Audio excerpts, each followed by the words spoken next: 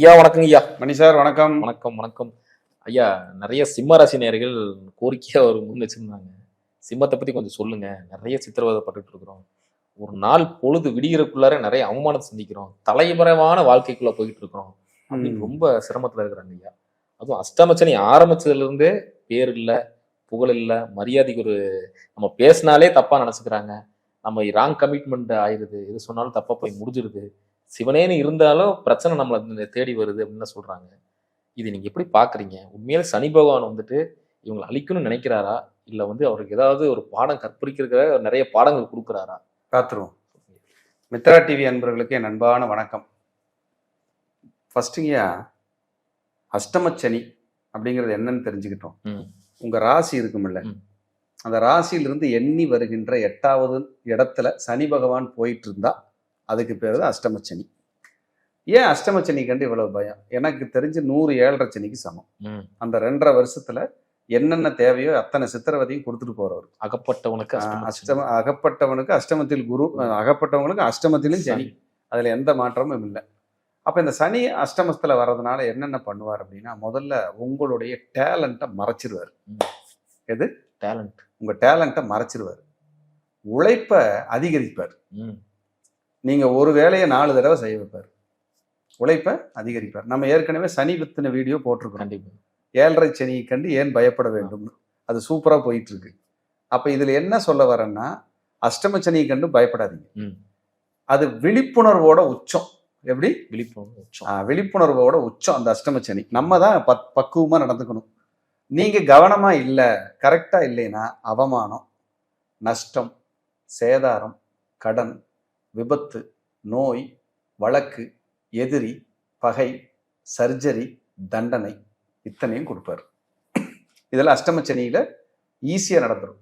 பொதுவா சிம்மல் ராசிக்கு ஏன் அஷ்டமச்சனி போட்டு வாட்டுது அப்படின்னா, சூரியனுக்கு சனி பகை. அப்ப சிம்ம ராசி யாரோட வீடு? சூரியனோட வீடு. ஏற்கனவே சிம்ம ராசிக்கு சனி திசையோ சனி புத்தியோ வந்தா சுத்தமா ஜோலி முடிச்சிடும். தும்சம் பண்ணிட்டு தான் போகும். அவரு அஷ்டம சனியா வரும்போது இதுதான்டா சான்ஸ்ன்னு நினைப்பாரா? நினைக்க மாட்டாங்க. கண்டிப்பா. சனீஸ்வரன் ஏற்கனவே எனிமி, எதிரி, கடுமையான எதிரி, ஜென்ம விரோதி. இப்போ நீங்க ஒரு இடம் வச்சிருக்கீங்க, உங்க எதிரிக்கு உங்ககிட்ட இருந்து ஒரு 10 சதுரடி வேணும், தேவைப்படுது கட்டுறதுக்கு. நீங்க கொடுப்பீங்களா? என்ன கெஞ்சினாலும் எத்தனை கோடி கொடுத்தாலும் யாரு தூதுகிட்டாலும் நடக்காது. வாய்ப்புள்ள ராஜா, போடா நீ இதாண்டா எனக்கு பீரியட் டைம் அப்படின்னு சொல்லுவீங்களா இல்லையா? அந்த மாதிரி இதுதான் டைம் அஷ்டமச்சனிக்கு. அப்ப இவங்களுக்கு நான் என்ன சொல்ல வரேன்னா, பயப்படாதீங்க. முதல்ல சிம்மராசிக்காரங்க, என்ன சார் கொலையா கொள்ளுது, பயப்படாதீன்னு சிம்பிளா சொல்லிட்டு நீ வீடியோ பண்ணிட்டு போயிடுவ, அனுபவிக்கிறவனுக்கு தானே தெரியுங்கிறாங்க அஷ்டமச்சனிக்காரங்க. யாரு? சிம்மராசிக்காரங்க. அதெல்லாம் ஒண்ணும் இல்லை, எல்லாத்துக்கும் இருக்கிறது தான். நான் என்ன சொல்ல வரேன்னா, அஷ்டமச்சனி வந்துருச்சா முதல்ல விழிப்புணர்வா இருக்கு. விழிப்புணர்வுனா என்ன? ஃபர்ஸ்ட் ஜாமீன் கையெழுத்து போடாதீங்க. நீங்க 2 வீலர் ஓட்டுறீங்கல்ல, கம்ப்ளீட்டா சர்வீஸ் பண்ணி ஒரு இன்சூரன்ஸ் எடுத்து ஹெல்மெட் போட்டு சட்ட திட்டங்களுக்கு உட்பட்டு அந்த வண்டி ஓட்டுங்க. சட்டத்திட்டங்களுக்கு உட்பட்டு வண்டி ஓட்டணும். நீங்க இன்சூரன்ஸ் இல்லாம சட்டத்திட்டங்களுக்கு உட்படாம வண்டி ஓட்டி ஆக்சிடென்ட் பண்ணா அதுக்கு அஷ்டமச்சனி மேல பழி ஓட்டல பிரயோஜனம் இல்லை. அஷ்டமச்சனி நடக்குது டாக்டர், அதனாலதான் நான் விழுந்துட்டேன்னா அவர் ஃபீஸ் இல்லாம வைத்தியம் பார்க்க போறது இல்லை. விழுந்துட்டீங்கன்னா மினிமம் 1 லட்சம் வேணும். அப்ப இதெல்லாம் ஒழுங்குபடுத்திக்கன்னு அவர் சொல்றதுக்கு எச்சரிக்கிறதுக்கு வந்திருக்காரு.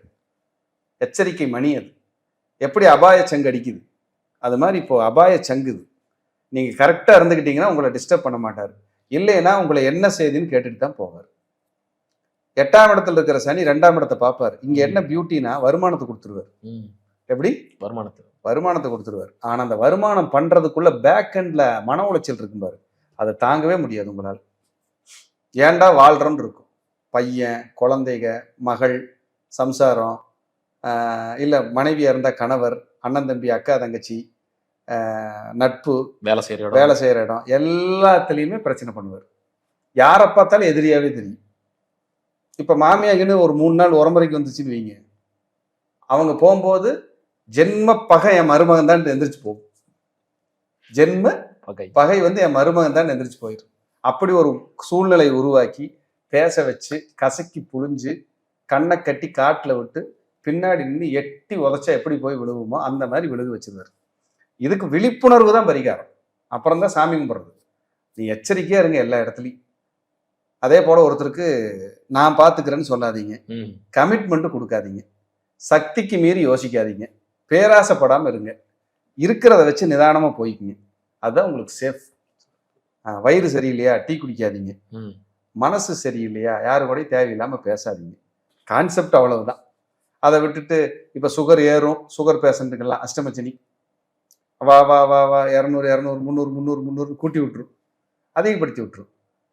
ஃபுட்டு சாப்பிட்றதுல ரெஸ்ட்ரிக்ட் பண்ணும், உடம்பை இலக்கி வைக்கும், உடம்பு தளர்ந்துடும், மனசு கஷ்டமா இருக்கும். டாக்டர் வாக்கிங் போக சொல்லுவாரா, கோதுமை ரொட்டியா சாப்பிட சொல்லுவாரா? அந்நேரம் தான் ஸ்வீட் கடைக்காரு ஃப்ரெண்டா வருவார். அந்நேரம் தான் ஸ்வீட் கடைக்காரு ஃப்ரெண்டா வந்து ஒரு 2 kilo jangiri, 3 kilo laddu, 4 kilo boondi கொண்டு வந்து சாப்பிடுங்கண்ணே அப்படின்னு கொடுத்துட்டு போவார். நம்ம வாய் சும்மா இருக்குமா? அரைச்சு தள்ளிடும். அப்ப அஷ்டமச்சனி என்ன பண்ணும்? பாவம் சாப்பிட்டு போட்டுன்னு விடுமா? 300 இருந்த சுகரை 400 ஆக்கிட்டு தான் போகும். ஏன்னா அதுக்கு அதுதான் வேணும். ஏன்னா எதிரி ஏற்கனவே சிம்மம் சனிக்கு. அப்ப இப்ப அஷ்டமச்சனியில நம்ம என்ன பண்ணும்? உணவு கட்டுப்பாடு, வாக்கிங் எக்ஸசைஸ், கடுமையான சோம்பேறித்தனத்தை கொடுக்கும்.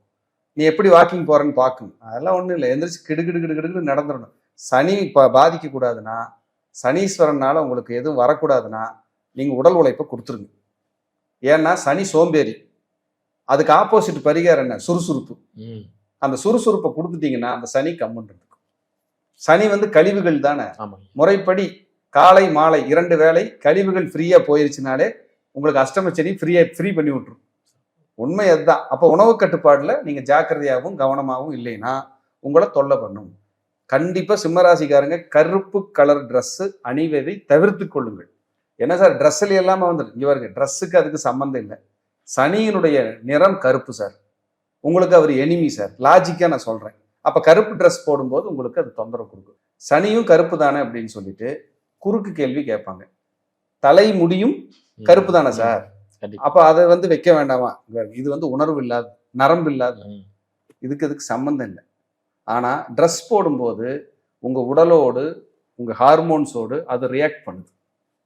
அதான உண்மை. கண்டிப்பா உங்க உடலோடு அந்த நரம்புகள் உணர்வுகள் இதுக்குள்ள போய் அந்த கருப்பு கலர்.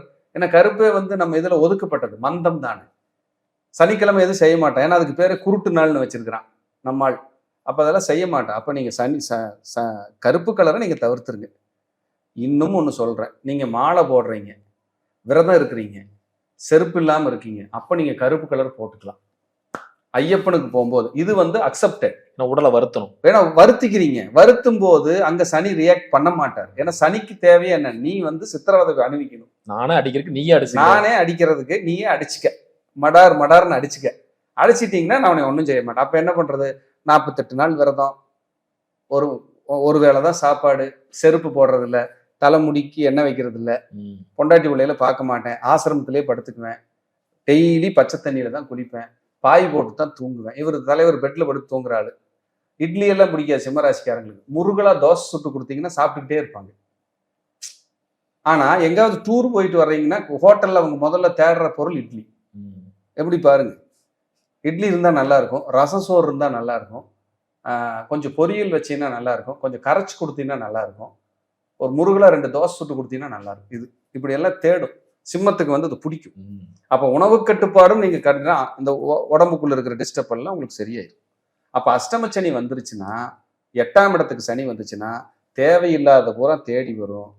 தேடி வர்ற தேவையில்லாத பூரா வேணான்னு ஒதுக்கி வச்சுட்டு தேவையானதை மட்டும் உள்ள எடுத்துக்கிட்டீங்கன்னா தேவையில்லாதது வராது. தேவையில்லாதது வரவே வராது உங்க லைஃப்ல.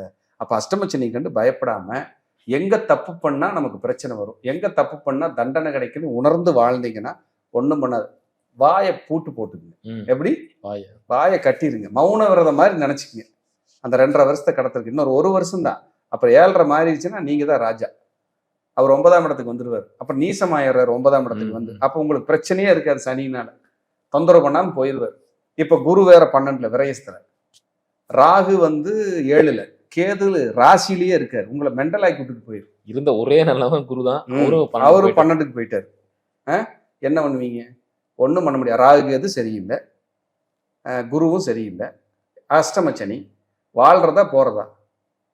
தியானம், அன்னதானம், தியாகத்தோடு வாழ்க்கை, அமைதி, உணவு கட்டுப்பாடு, எக்ஸசைஸ், வாக்கிங், வாய்ப்பூட்டு, நிதானம், தர்ம சிந்தனை, நல்லா இருப்பீங்க. போட்டுட்டு எனக்கு அப்படி வந்துருச்சு இப்படி வந்துருச்சுனால எதுவும் நினைக்காதீங்க. ரிலாக்ஸாக இருங்க, அமைதியாக இருங்க. நான் எந்த சாமி சார் கும்பிடணும்? நேராக போய் பைரவரை போய் பாருங்க. சனிக்கிழமையானா 2 நல்லெண்ணெய் விளக்கு போடுங்க. கருப்பு சாமி போய் பாருங்க. சனிக்கிழமை அதே சனிக்கிழமை அவருக்கு ஒரு 2 நல்லெண்ணெய், செவ்வரளி மாலை, ஒரு லெமன் கொடுத்துட்டு வாங்க. ஒரு லெமன் வாங்கிட்டு வந்து ஜூஸ் போட்டு குடிங்க. லெமன் சாப்பாடு செஞ்சு சாப்பிடுங்க. கருப்பர் உங்கள் கூடவே இருப்பார். முடிஞ்சால் கருப்பரோட கயிறு வாங்கி ஒன்று கையில் கட்டிக்குங்க. கட்டிட்டு அவர் கூட இருக்கிறதா நம்புங்க, நினச்சிக்கங்க. அவர் ஏன்னா கயிறு இருந்துச்சுன்னா கருப்பர் கூட இருக்காருன்னு எண்ணம் இருக்குது நமக்கு. அந்த எண்ணமே உங்களை வாழ வச்சிடும். ஏன்னா சிம்ம ராசிக்காரங்களுக்கு கருப்பு சாமி துணை அப்படி இருக்கும், அப்படி கேட்கும், சூப்பராக வேலை செய்யும். அதனால் இதை பிடிச்சிக்கங்க, நல்லா இருங்க, பயப்படாதீங்க, ஜம்முன்னு இருங்க. சிம்மராசி அன்பர்களுக்கு என் அன்பான வாழ்த்துக்கள். மீண்டும் ஒரு நல்ல பதிவில் சந்திக்கிறேன். நன்றி, வணக்கம், வாழ்க வளம். நன்றி.